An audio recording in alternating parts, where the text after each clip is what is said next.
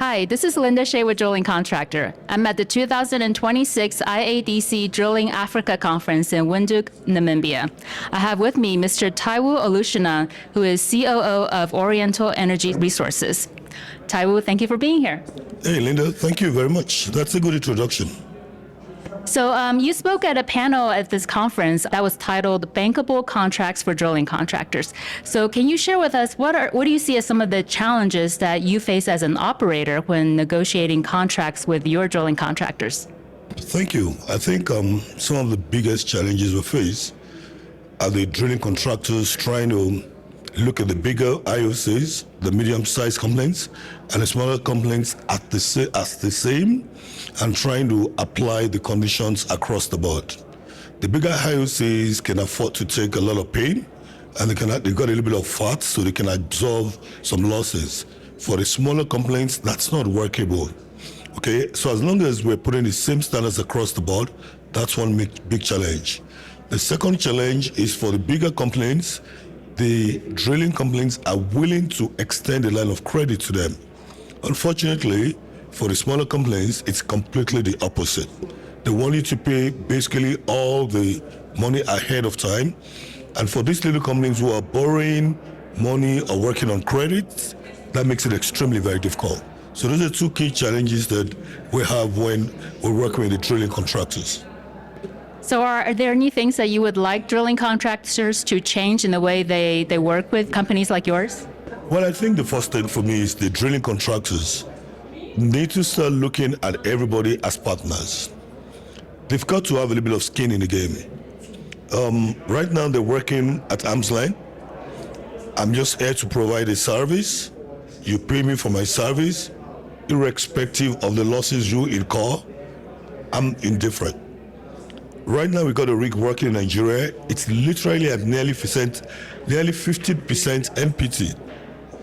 But all the losses are for the operator. The drilling contractor is giving reasons like, oh, I've got customs clearing challenges, I've got importation challenges, but ultimately, the biggest loser is the operator.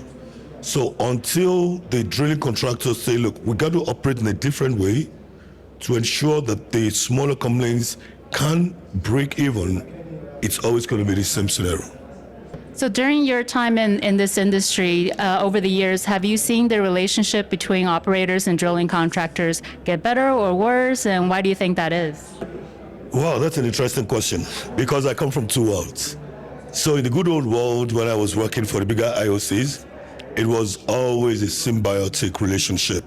You know, we would at any point in time when I was working for the IOC and I was in the drilling department, we could have in the local affiliate maybe 6 to 8 rigs, globally maybe 40 rigs. So we had enough leeway, so it was always collaborative.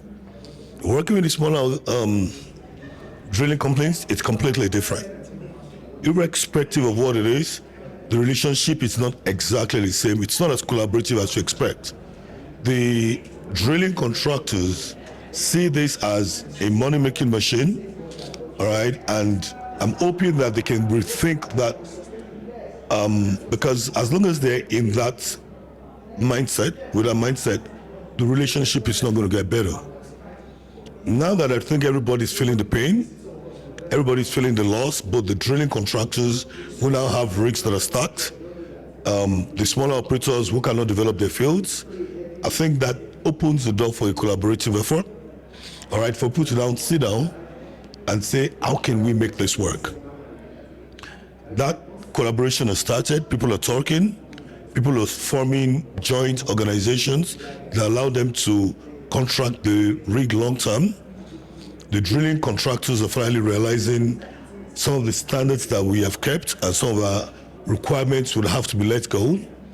We're going to work in a symbiotic relationship that allows us to have a bit of skin in the game. And as long as that effort is pushed forward, I see the relationship getting better with the smaller operators. With the bigger operators and the IOCs, no issues. So it sounds like you're saying both sides have a role to play in creating this collaborative partnership.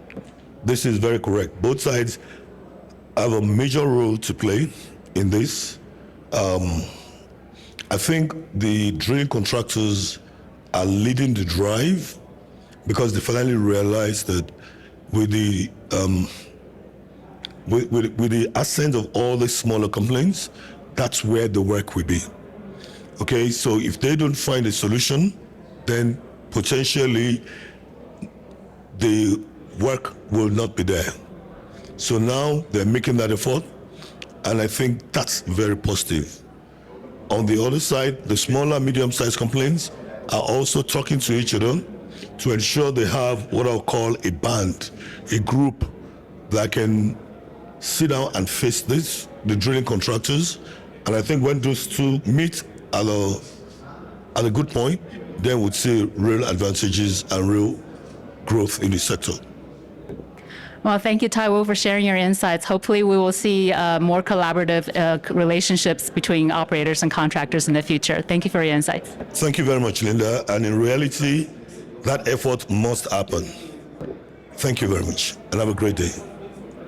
And thank you for joining us on drillingcontractor.org.